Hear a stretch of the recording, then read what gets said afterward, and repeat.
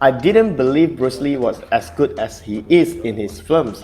So he hit me and I fell onto the sofa with millions of people watching it. I get asked about Bruce Lee all the time, and I can tell you that his sidekick was spectacular. There is a strange problem that follows Bruce Lee around, even 50 years after his death.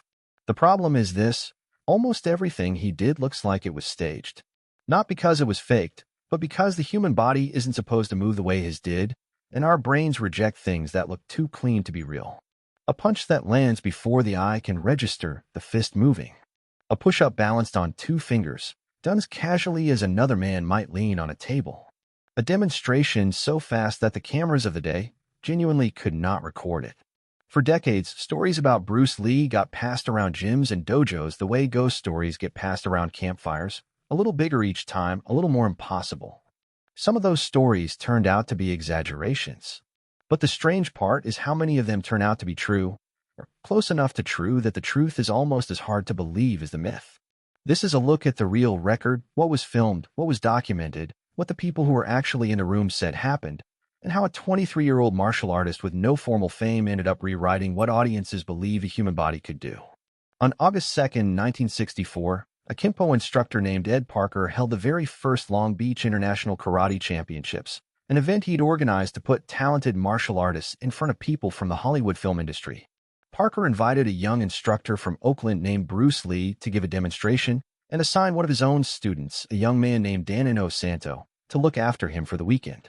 Nobody in that 8,000-seat auditorium had any idea they were about to watch something that would eventually be studied frame by frame for the next 60 years. Lee's demonstration that day is one of the only pieces of his early career that exists on film in reasonably good quality, and it's worth understanding exactly what's on it, because the reality doesn't need embellishing. He had a student, Bob Baker, stand in front of him. Lee extended his arms so his fist rested about 1 inch from Baker's chest. No wind-up, no run-up, nowhere to generate momentum by any conventional definition of a punch. Then he struck. Baker went backward into a chair set up behind him to catch his fall. Baker later admitted the pain from that single punch kept him home from work the following day. That same afternoon, Lee dropped into push-ups balanced on 2 fingers of each hand, a feat that looks almost comedic in its simplicity until you actually try to hold your own body weight that way for even one repetition. He also had a volunteer stand a few feet away and try to block a punch thrown from a standing start, a punch that, according to those in attendance, connected before the volunteer's guard had even begun to rise. Word of that demonstration didn't stay in the auditorium.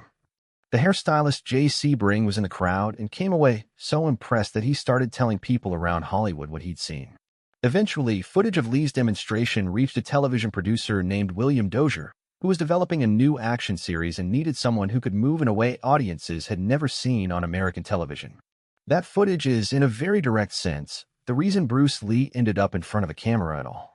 2 years after Long Beach, Bruce Lee was cast as Kato in The Green Hornet, and almost immediately the production ran into a problem nobody had anticipated. According to Matthew Polly's biography of Lee, the crew shot Lee's first fight scenes with real confidence in how they'd look on screen, and then watched the dailies and found the footage almost unusable. Lee's strikes were landing so fast that the film, running at the standard rate of the era, simply didn't have enough frames to register the motion. Opponents appeared to fall over for no visible reason, because whatever hit them had already come and gone between one frame and the next. This wasn't a myth invented later to inflate his legend. It's referenced in interviews with people who worked on the production, and it created a genuine dilemma for the crew. Television in the mid-1960s was built around a slower visual grammar, largely inherited from Western films, where a fight consisted of a clear wind-up and a clear landing blow that the audience could track in real time. Lee's actual fighting style had no wind-up to speak of. The entire philosophy he was already developing, hit efficiently, waste no motion, close the distance before the opponent can react, was, from a cinematography standpoint, a disaster.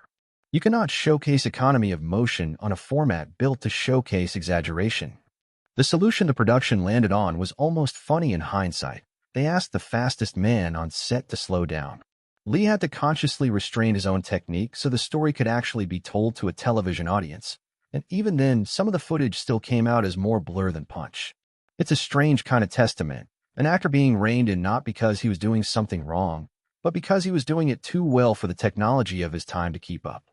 Later, when Lee returned to Hong Kong and had full creative control over his own films, higher frame rates and camera techniques better suited to fast motion meant audiences could finally see him closer to full speed, which is part of why his Hong Kong films feel like such a different animal from his Green Hornet appearances.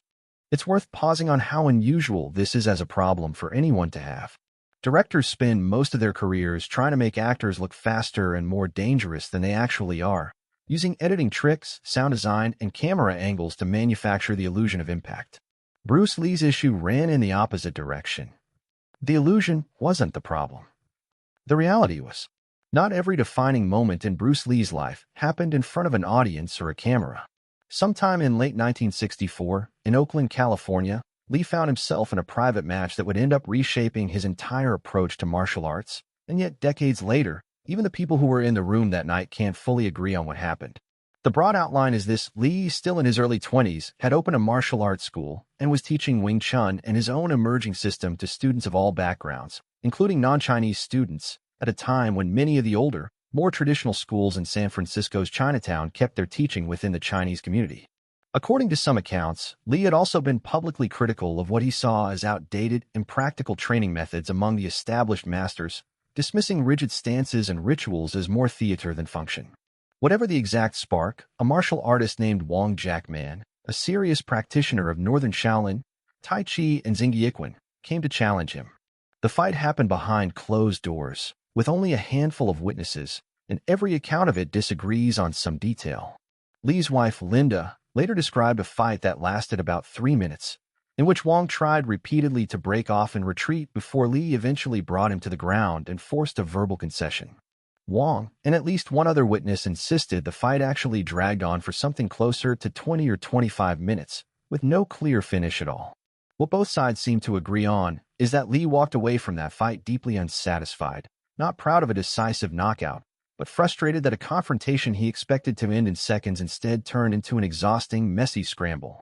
In an interview years later, without naming Wong directly, Lee described chasing his opponent around a room and bruising his own knuckles against the back of the man's skull, and said the experience convinced him that his Wing Chun training, as he'd been taught it, wasn't as practical as he believed. That single realization set off one of the most consequential shifts in modern martial arts history. Dissatisfied with the rigidity of any one style, Lee began systematically studying and stealing ideas from wherever they were useful: Western boxing footwork, fencing distance and timing, wrestling takedown, judo. He stopped thinking of martial arts as something you inherit from a lineage and started treating it as something you build and rebuild through honest testing against real resistance. By 1967, he had a name for the resulting philosophy: Jeet Kune Do, the way of the intercepting fist. It wasn't a new style so much as an argument against the idea of styles altogether, the notion that any fixed system, however venerable, eventually calcifies into ritual that gets in the way of actually winning a fight. It's a strange kind of origin story. The philosophy that made Bruce Lee legendary, the one that influenced everything from kickboxing to the modern sport of mixed martial arts decades before anyone used that term, was born out of a fight he considered a personal failure. He didn't walk away from that Oakland garage feeling invincible. He walked away convinced he had a lot more work to do.